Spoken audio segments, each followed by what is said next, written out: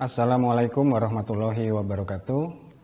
Selamat berjumpa kembali bersama saya Berli Paripurna Kamil di mata kuliah Statika Struktur, dan kali ini kita akan membahas topik skalar dan vektor. Topik skalar dan vektor adalah topik yang sangat penting bagi mahasiswa yang sedang menempuh mata kuliah Statika Struktur, karena pemahaman yang baik tentang skalar dan vektor itu akan sangat membantu memahami topik-topik statika struktur selanjutnya.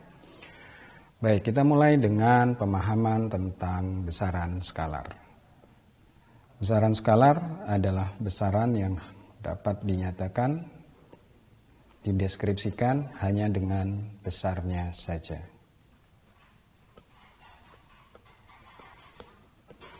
Contoh dari besaran skalar itu adalah panjang, kemudian massa, dan waktu. Ketiga besaran ini dapat dinyatakan dengan sempurna dengan menggunakan besarnya saja. Contohnya adalah untuk besaran panjang. Kita bisa menyatakan besaran panjang dengan 85 cm. Kemudian massa kita bisa nyatakan dengan 100 kg. Sedangkan waktu bisa kita nyatakan misal dengan 21 detik. Ketiga besaran ini mempunyai besar, yaitu untuk panjang itu adalah 85, kemudian untuk massa itu adalah 100, dan waktu itu adalah 21. Sedangkan simbol di belakangnya di sini ada cm, itu adalah satuan cm, kg di sini kilogram adalah satuan kilogram, dan detik di sini adalah satuan detik. Kita beralih ke besaran vektor.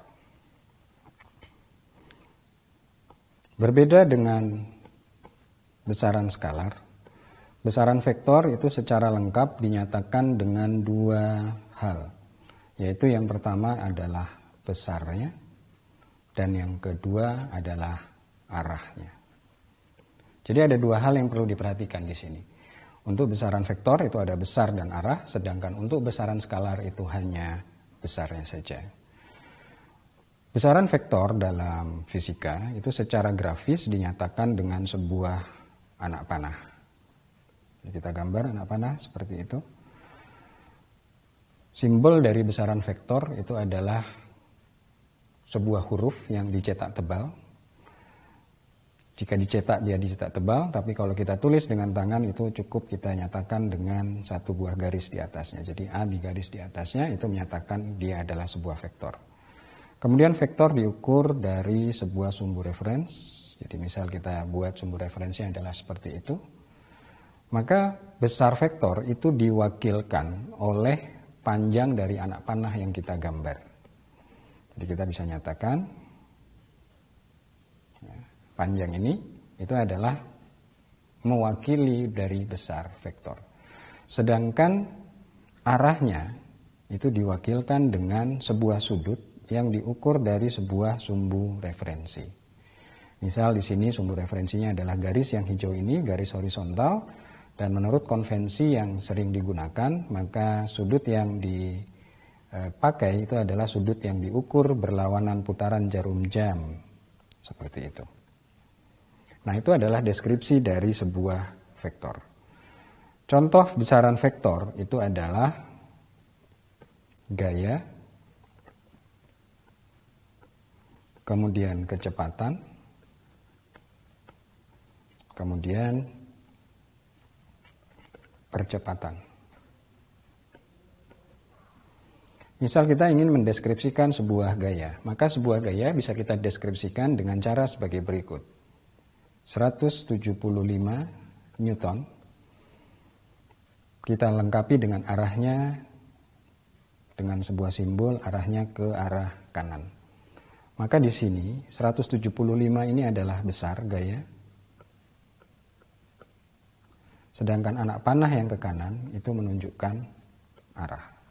Jadi di sini jelas sekali perbedaan antara besaran vektor dan besaran skalar. Di mana untuk besaran vektor kita harus mendeskripsikan dua entitas, yaitu besar dan arah. Demikian juga dengan kecepatan. Kecepatan itu juga kita bisa nyatakan sebagai berikut. Misal adalah 20 km per jam dengan arah ke kiri. Maka di sini 20 km per jam, angka 20-nya itu menyatakan besar, kemudian kilometer per jamnya itu menyatakan satuan, sedangkan anak panah ke kiri itu menyatakan arahnya.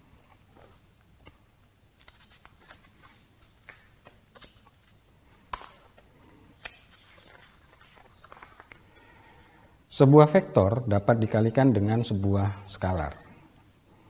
Misal kita punya vektor A seperti ini. Jika vektor A ini kita kalikan dengan sebuah skalar atau dengan sebuah bilangan, maka besar dari vektor ini akan berubah, bisa bertambah, bisa berkurang, tergantung dari angka yang kita gunakan untuk mengalikannya. Jadi misal kita kalikan dengan 4, 4A, maka yang terjadi adalah besar dari vektor A ini itu akan bertambah 4 kali dari aslinya. Namun yang perlu diperhatikan ketika kita mengalihkan sebuah vektor dengan sebuah skalar, maka yang berubah itu hanya besarnya saja. Tapi arahnya dia tetap sama. Bagaimana kalau dikalikan dengan bilangan yang lebih kecil? Jadi misal saya punya vektor B seperti itu, kemudian saya kalikan dengan setengah B, dikalikan dengan setengah, maka hasilnya adalah sebuah vektor yang arahnya sama dengan vektor B, namun dia besarnya hanya setengah dari besar vektor B mula-mula. Jadi itulah yang dikatakan perkalian sebuah skalar dengan sebuah vektor. Terima kasih.